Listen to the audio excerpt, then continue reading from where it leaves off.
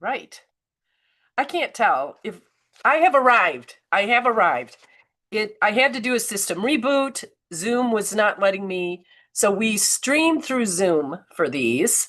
I'm going to change my background too. And I've got an upper respiratory infection. So all the things are going on for me today. But I'm super excited to be here because today's topic is, I think, one of the most um, important things. One of them, I think they're all really important. You know that, but I think this one is especially important for for you if you are experiencing some self-doubt, maybe about your abilities to take on a bigger role or to land in a new company in a new job, or if you've suddenly been offered the opportunity to interact and be more visible with the executive team, and then you hear kind of that self-doubt voice. Am I ready? Is this for me? The imposter syndrome conversation of, they're going to find me out. They're going to, at some point, they're going to realize that I don't have the goods. And so this isn't really an imposter syndrome talk, but this is what I call your career through line. So I currently have a client who is, she's led many large scale infrastructure projects and a few large scale customer facing app projects. She she really enjoys the customer facing applications far more than the infrastructure applications. And so as she's repositioning her or, beginning her job search and looking out into what's available to her, she wants to focus on customer facing applications. The deal is that, well, I think so there's that. And then there's another client of mine who she was just recently promoted to a more senior director role, and that expanded her scope across time zones. Her team's over 100 people now. And so she wants to bring the success that got her there into the role. But she's got a little bit of that. Okay, how am I going to do that? How do I do that? Because of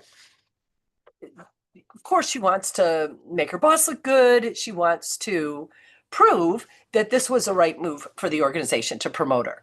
And so I think one of the biggest challenges to changing industries, for example, or to stepping into a bigger role, or suddenly finding yourself in having regular conversations with the C-suite, it isn't the work itself, but it's you showing why you belong there. So to the recruiters, to the leaders, to the new customers you may be interfacing with, to your new team, and even, of course, to yourself, right? So most women I work with do not lack really solid experience, bragging rights for sure. But they lack a framework for telling their story in a way that makes sense to people, that highlights their strengths without holding back, or kind of, gives them the courage. If you have what I call your career through line framework, if you have this sort of framework, then you just sort of it's like no nonsense, right? This is the facts. This is why, I'm the person for this job. So instead of looking at their experience and thinking things are not, the role that I was in doesn't fully line up with this new role, or what I'm doing now doesn't fully line up with those job descriptions I'm looking at, or I've done a lot, but it's kind of all over the place. Even I can't make sense of it. You need to make sense of it. You don't know necessarily how to connect those dots, right? And so sorry about my cold. This is where the idea of the career through line, when I was talking to these two women, I was like, we need this thing that pulls the common thread that connects, what you've done, acknowledges why you've gotten that new role, right?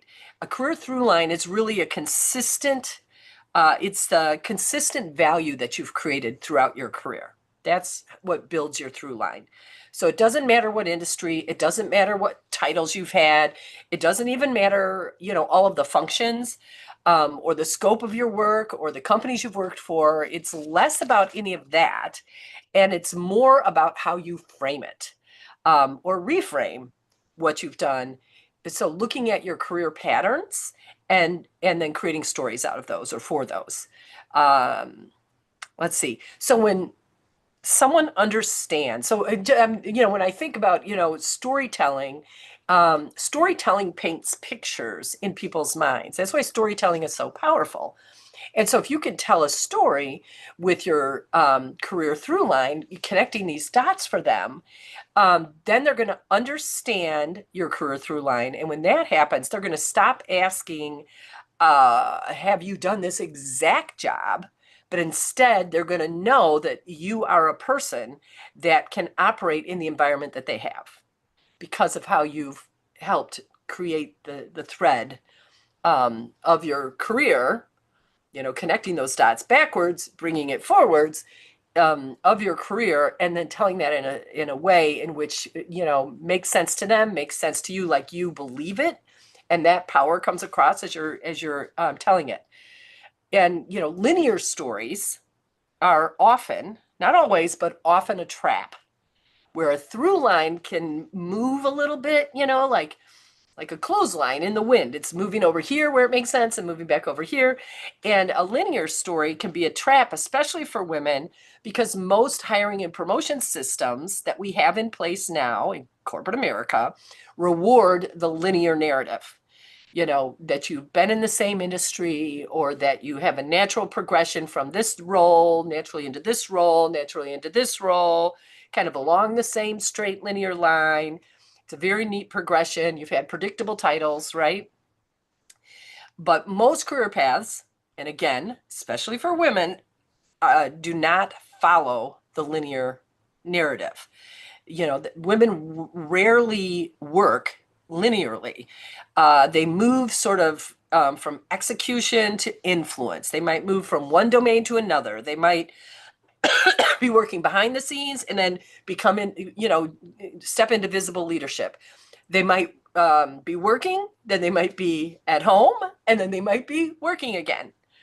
So it's not necessarily making logical sense sometimes, the path. But we don't care about logic. What we care about is you positioning yourself powerfully in a way that shows why you're the best fit for the role, why their confidence in you is well placed, and removing any sort of energy of your own self-doubt that might come across when you're presenting to the C-suite or having conversations with the CEO, even casually in a casual event. You need to carry this self-belief with you.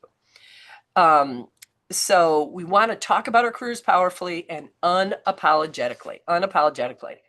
And when you can't name your career through line, what happens is, like, clearly get a sense of it, what happens. And I'm going to do some reframes for you, and then I'm going to give you an easy way to just a couple sentences, fill in the blank sentences that you can use that are very sufficient in explaining a career through line. Of course, one sentence isn't necessarily going to be the whole story. That's funny. Even in my illness, I came with something funny. So yes, one sentence could be the whole story, but most of the time we need some paragraphs. And that's just digging a little deeper in what I'm going to talk to you about today. So, like I was saying, if you're not telling the story of your career through line and how things connect and make sense, and the skills, abilities, and gifts that you brought in order to succeed in these different places at these different times, even if they might be like over here for 3 years, and then I went over here, and that doesn't seem to make sense, but let me help you see why it does.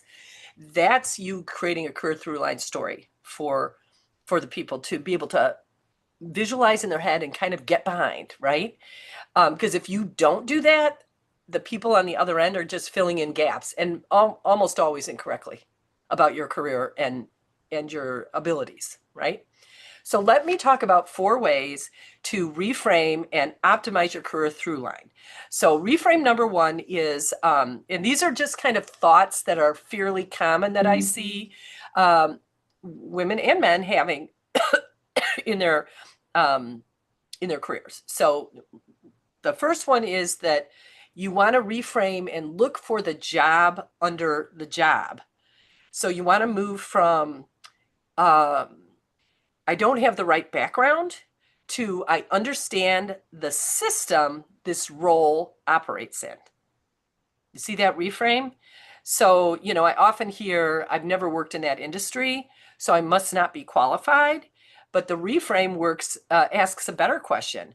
Like, what is this? And you can be asking these questions, and then you're going to have these really good responses because you've been thinking about your through line. So you can sort of tee it up and you can saying, so what is required of this role at the core, right?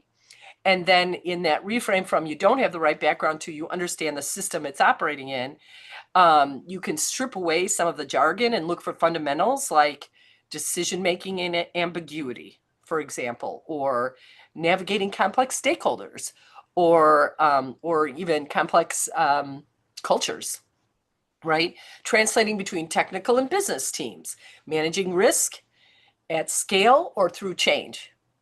So you're trying to just get underneath some of that jargon and be like, oh, what you're really saying is this, and you can frame your questions, so tell me a little bit about, you know, um, what, tell me, you can ask them about the stakeholder relationships and how decisions are made and things like that. And when you're asking about where things aren't working, you can start to put your through line into those. Okay, that's reframe number 1. Reframe number 2, well, with reframe number 1, uh, you know, we're going below the surface, right? We're getting rid of all this kind of jargony stuff on the top. We're getting underneath, and then we're bringing in examples, real examples of how what they're trying to do requires these particular leadership skills, for example, and you've shown that you have those exact same leadership skills, maybe in a different industry, maybe with a smaller scope, maybe in a larger scope, doesn't matter. You have them. Second reframe is we like to think about your role as the role as kind of the map to how you get there, but the work you're doing is in a territory. So it's from this is not officially my job to this is where I create real impact. So job descriptions, we all know, are they're aspirational. That's a good word, right? Job descriptions are aspirational. And org charts are political. Titles are inconsistent. Even within organizations, someone's title over here could be doing a completely different thing with the exact same title over here, right? So work really happens in those gaps, and many women undersell themselves because they focus on their role as the map instead of finding the gaps. And then because they're focused on the role itself, sort of what is this role doing, that's where they're finding their own gaps, like that I'm not senior enough, or I don't officially own that, you might hear someone say, which I think is really interesting because you're doing the work and you don't officially own it. And then you've just diminished yourself, right? Or it's not, that has not been part of my job description. Again, sort of like the non-ownership thing. We need to look at your career as a territory through a different lens by asking, where did you influence decisions? How did you connect teams? Where did you see around corners? How did you prevent problems from escalating? These are all kind of in a larger landscape than what's on, the role description that you have.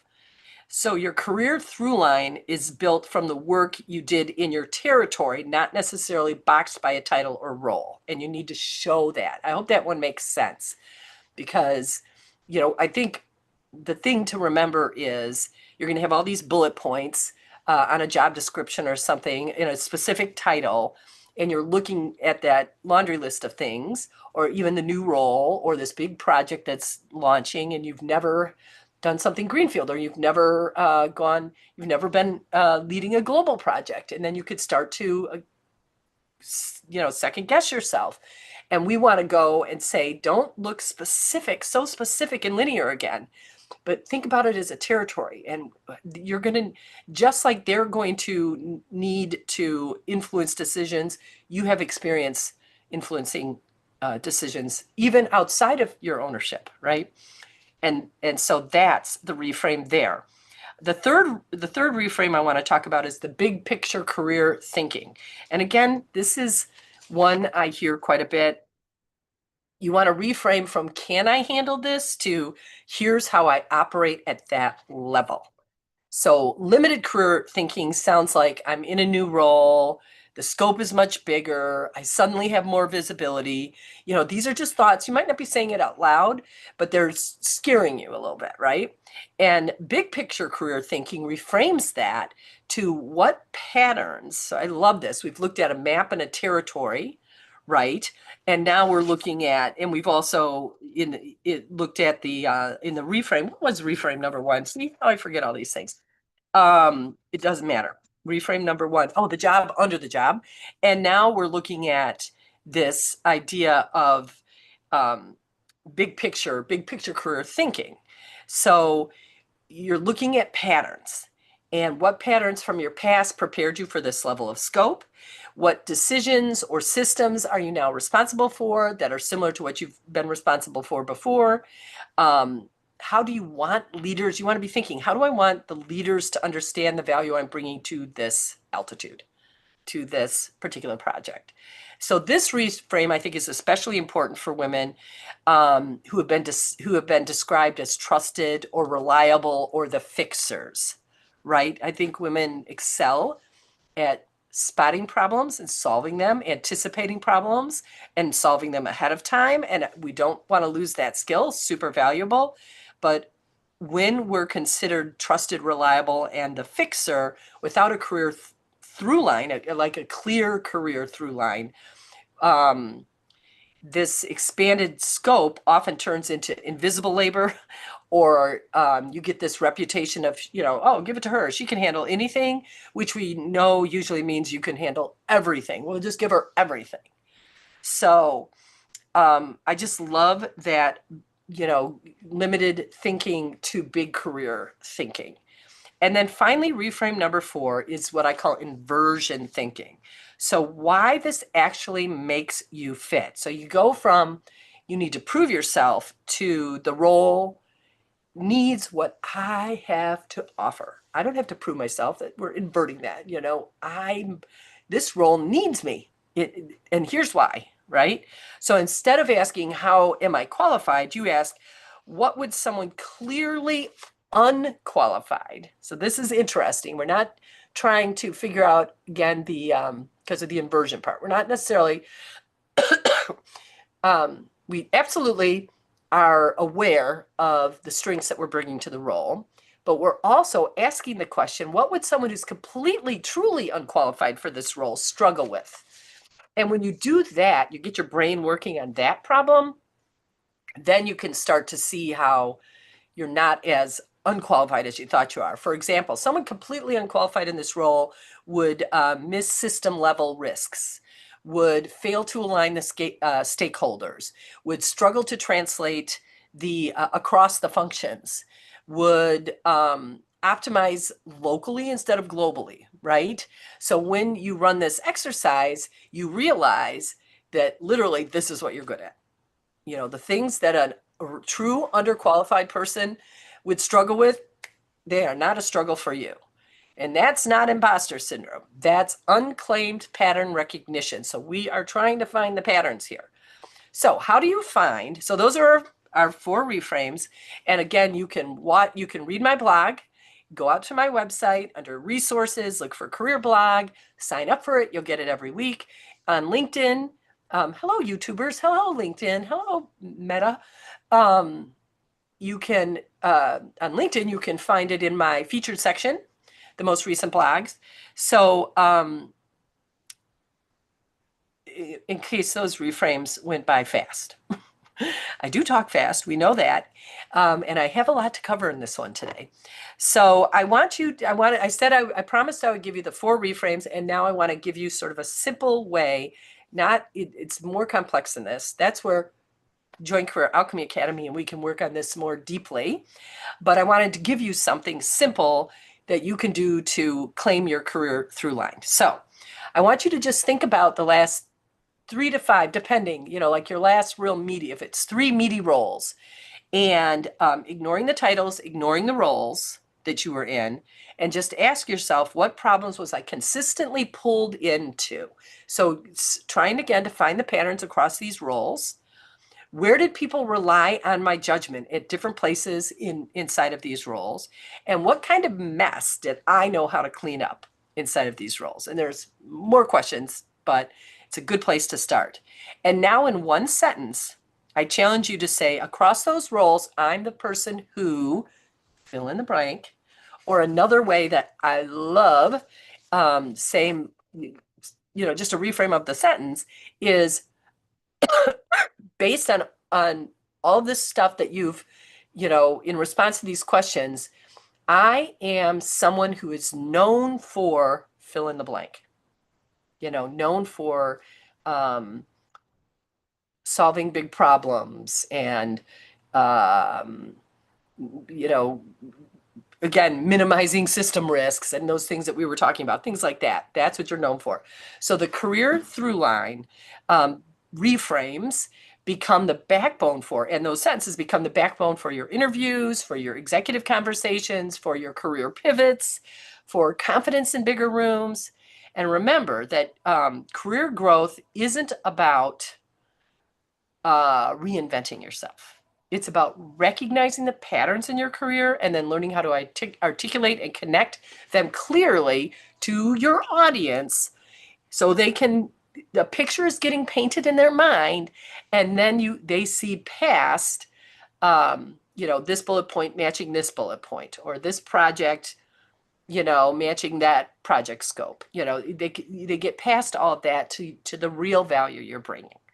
So when you can name your career through line, you've drawn a picture that others can clearly see and a line around, then you are standing in the center of your territory in full career power. And how great does that feel? So that's today. And at this point, I think we're here at our normal time next week. I was planning to go to an event this afternoon, but because of my sickness, I decided I wouldn't expose people to this upper respiratory that I have. So I stayed home. So I could have done 1 o'clock, but we'd already published it for 2.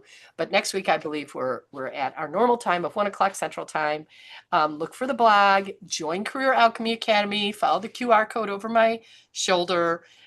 We welcome you, alchemist that you are, meeting you where you're at. If you're on a job search, if you don't know exactly what you want to do next, and maybe you want to get a new job, maybe you don't, doesn't matter to us.